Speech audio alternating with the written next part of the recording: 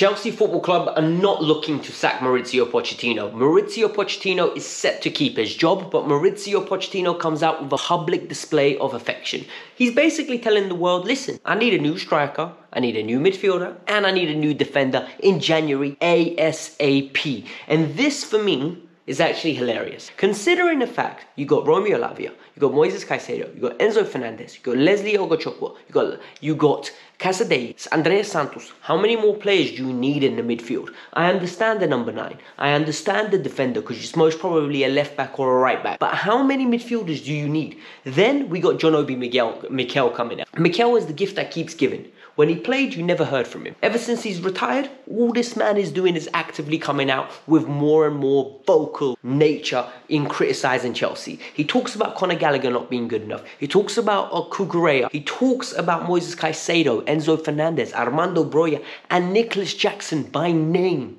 He literally calls them all out. And then he drops Victor Osimhen potentially becoming a Chelsea player. And finally, Endrick's dad, the wonder kid Endrick, he comes out and says Chelsea refused to pay the money last minute, and we're going to tell you why.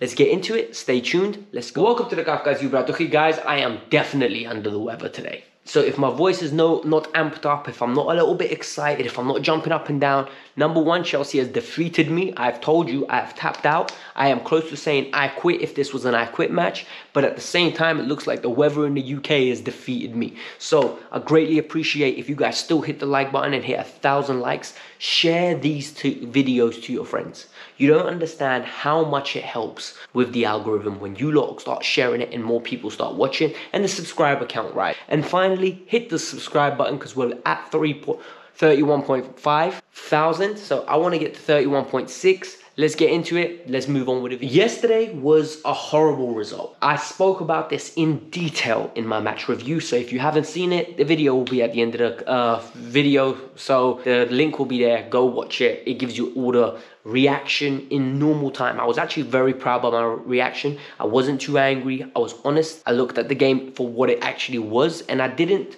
have a similar opinion to everyone else. I actually thought we played okay. I think what happened was we didn't create or take chance, and this is what happens in the Premier League when you don't do that. But Fabrizio Romano and other journalists have come out and said Maurizio Pochettino's job is safe. The man's going nowhere. Chelsea believe in him. They think he's a good manager, and they are going to persevere with him regardless to how results are at this moment in time. But guys, I would rather the board do this. Mikel Arteta at Arsenal had a similar phase twice, and Edu and the crew stuck with him. They didn't get rid of him. They were reaping the rewards.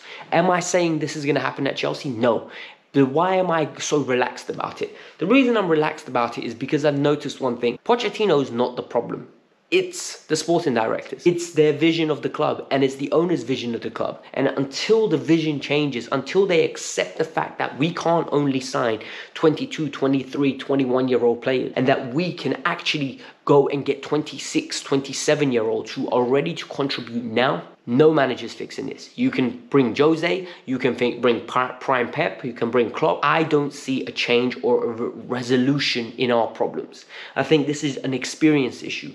And then the post-match press conference yesterday from Pochettino got a lot of people angry.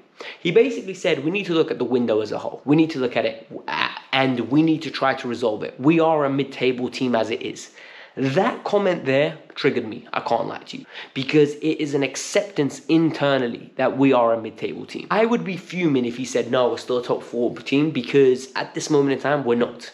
But the fact that they've accepted it internally that we're a mid-table team is worrying for me. This isn't our club. This isn't our Chelsea. And I'm not angry that they feel like that. I'm angry that we as a collective are starting to see it and accept it.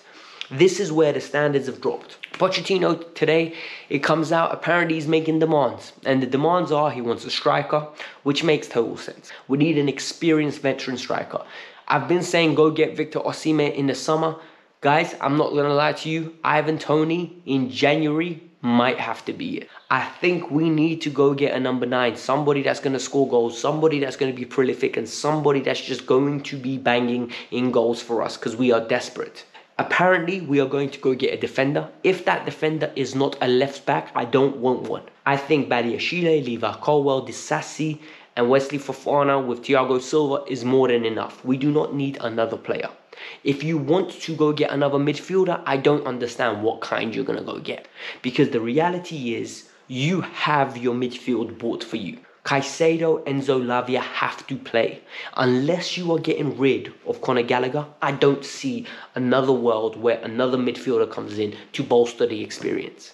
You have Carney Chukwuemeka. You do not need another midfielder to bring experience. I think that is absolutely ridiculous. There are quotes that Poch is saying, oh, we need more aggression. Brother, we have the second most yellow cards in the league. We commit the most fouls. How much more aggression do we need? I really hope that this is a language barrier issue. And when he says aggression, he means aggression in the final third rather than physical aggression. Because we display a lot of aggression. And for me, the place that we need to be looking to improve is goalkeeper. If you get a goalkeeper like an Alisson, somebody that's one of the best in the world in that position, it elevates the team. It ensures that the team becomes better. And how are Chelsea going to fund all of this? You say, how are Chelsea going to fund? Noni Madueke looks like he's going to be leaving the club. It looks like he's going to be leaving the club after joining in January. Then you know Ian Matson and Chalobah are off as well. So we're going to acquire some money there. We're going to get some decent money there. But that's just to balance the books. I don't understand what else is going to happen. Because realistically speaking, we are a mess. As an institution at this moment in time, we are a mess. And this is not me being negative. This is me being realistic. We are 12th.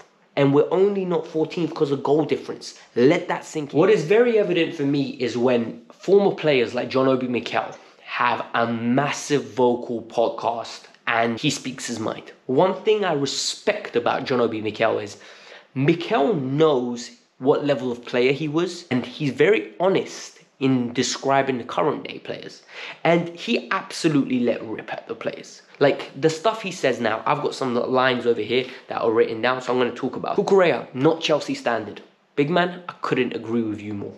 I do not believe Cucurella is Chelsea standard. The Chelsea we know, Chelsea that is top 2, top 3, Cucurella can't be playing for this team. He is not our level. He is not the level that Chelsea Football Club should be intending to be at. He needs to go. We need to find a way to get him out in the summer. I don't care how. This needs to happen. He talks about Enzo and Caicedo. He says, good players, we need to see more from them. I think they'll come good. I agree with that. I think Enzo and Caicedo, even yesterday, were one of the better players. You look at Caicedo's second half, you look at Caicedo's overall, we won that midfield battle. You look at Enzo, we won that midfield battle. And I think Gallagher played a good role as well. People say I'm very negative towards Gallagher. I'm giving him praise. I think other than the one where Gallagher should have brought the player down, this is hindsight 2020 analysis now. I think we had a good game. I'm not going to be overly critical. Then he went into Brozier. He said Brozier's not Chelsea standard. He's not Chelsea level. It's as simple as that. And for me, I think that is a little bit harsh. But he's being honest and he's giving his opinion. Because at the moment, is Armando Broja really Chelsea standard? I don't think so. He says Nicholas Jackson, he can't make his mind up because he's seen some stuff but not enough. I get that. Nico's got 6 in 11. And you know what? Nico is a second choice striker. Or Broja is a second choice striker. I think that's fine. As a first choice striker, we need an Erling Haaland, Harry Kane, Lewandowski, that level of player. And yes, that should be the standard. That should be the standard at Chelsea Football Club. And I know people are going to say, look, they don't grow on trees. Well, you know what? The ones that there are in the world, go get them. Stop investing stupid money into youth when you can invest that money into serious talent. The money we have spent on Romeo Lavia, Moses Caicedo, Enzo Fernandez, on players that are going to be great, should have acquired us more talent. We spent $1 billion, and a lot of that $1 billion has been distributed into young players that we aren't going to see for a long, long time. I don't want to hear that we don't have money, because evidently we have the money, and what you're doing is silly. And then he spoke about Conor Gallagher, and he basically said Conor Gallagher can't be the captain. He can't be starting for Chelsea. He was literally regurgitating my words. You lot call me negative. Go call John Obi Mikel negative.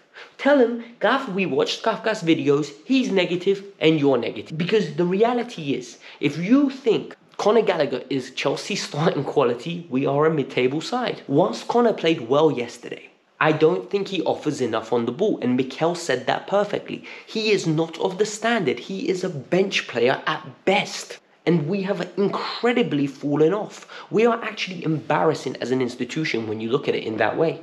We really are. And that's my personal opinion. When it rains, it pours. And at this moment in time, people, it is pouring. Because one thing that I believe happens at Chelsea Football Club is Roosters come home and the truth comes out eventually.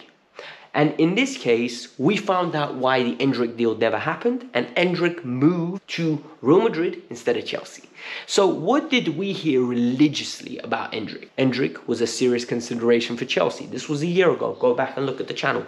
And all of a sudden, Endrick chooses Real Madrid. Why? Well, Endrick and his family were in England. They were in a lovely fancy hotel. His father says they met Jorginho, they met Enzo, Thiago Silva. They went out for lovely food. I think it was Cucurella as well. They basically sold him on a club. They showed what church they would be going to, and more importantly, like where they would be living, where the home would be of Endrick. They've basically covered all grounds, because that's what clubs do these days. They want to buy a player, they make sure they cover all grounds, every single, no pages left unturned.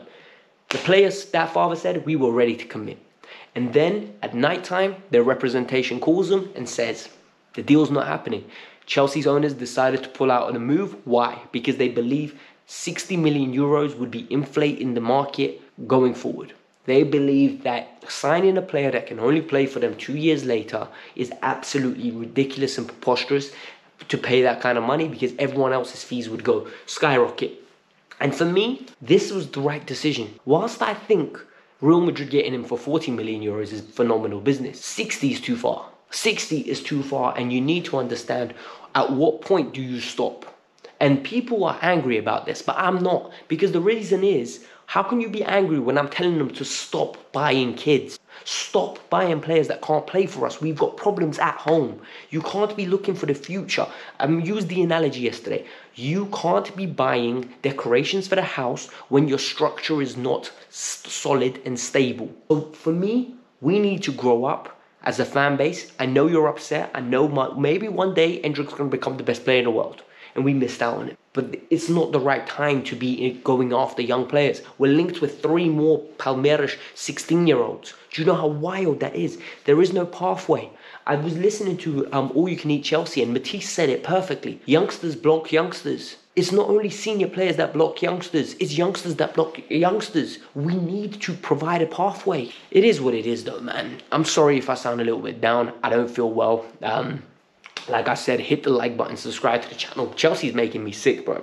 Like I said, share these videos, 1,000 likes, and subscribe. We need to get another 100 subscribers to get to 31.6. That's the goal. Peace out. I'm out. Have a lovely day.